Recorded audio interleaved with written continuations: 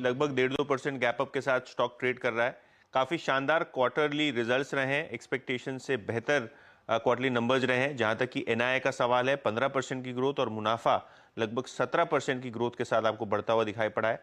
और सबसे interesting fact, Q4 का AUM 20% से ज्यादा बढ़ा है और कहीं ना कहीं यहाँ काफी अच्छा ट्रैक्शन आपको देखने को मिल रहा है। मुथूट फाइनेंस लगभग अभी 1.25% की तेजी के साथ कारोबार करता हुआ।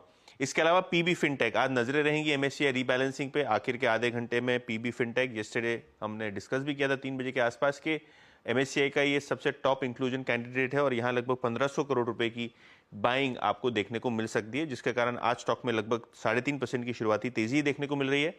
और आखिर में कमजोर नतीजों के बाद वेल्सपन कॉर्प का शेयर लगभग 5% गिरा है और कहीं ना कहीं यहाँ भी आपको थोड़ा बहुत प्रेशर देखने को मिला है, 6.5% अभी नीचे। और ऑपरेशनल परफॉर्मेंस की बात करें तो कहीं ना कहीं एबिटा मार्जिन से डिसअपॉइंट किया है, क्योंकि एबिटा एब्सोल्यूट बेसिस पे लगभग 22% गिरता हुआ नजर पड़ा है।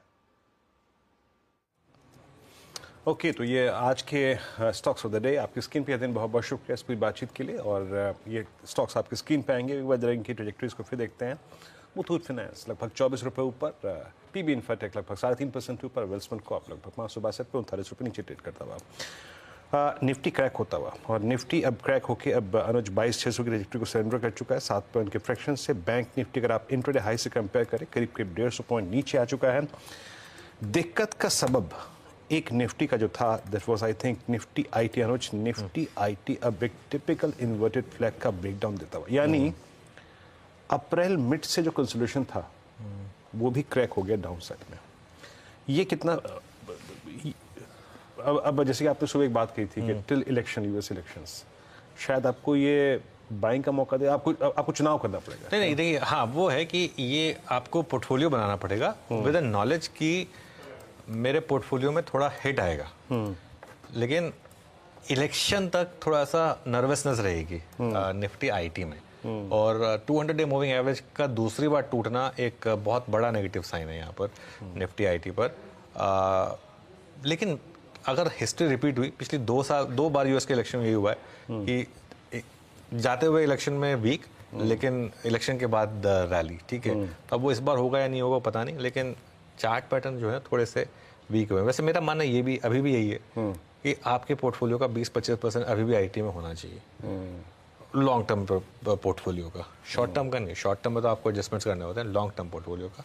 लेकिन आज वीकनेस है क्लियरली आईटी में, वीकनेस है। और मानस, ये प्रश्न मैंने आपसे भी कल भी किया था और आई थिंक कल हमने काफ़ी अच्छे समय पे सेंस भी किया था निफ्टी की आईटी की वीकनेस को। अभी कोई शॉर्टिंग के पर्सपेक्टिव से आपका व्यू किसी स्टॉक पे?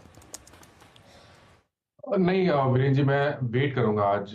मेरे ख्याल से शॉर्ट नहीं करना चाहिए। ऐसा हो सकता है कि लोअर लेवल पे आईटी स्टॉक्स में बाइंग देखने को मिल जाए, हालांकि अभी तक का पैटर्न वीक है, बट आई थिंक शॉर्ट थोड़ा अवॉइड करना चाहिए।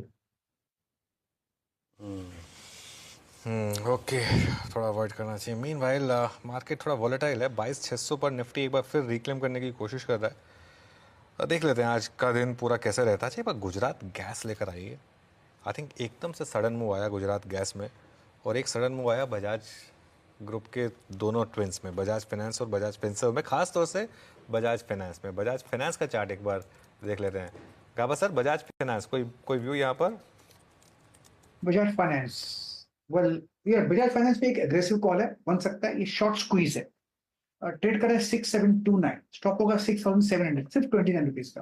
अगर अप्रूव मिले तो first technical target 6800, second technical target 6850। क्षमता रखता है ऊपर जाने की, लेकिन 6800 के लिए एक अच्छा सिंपल ट्रेड बनता है बजाज फाइनेंस में। ओके, बिल्कुल। चलिए अब एक काम करते हैं, हमारे पैनल को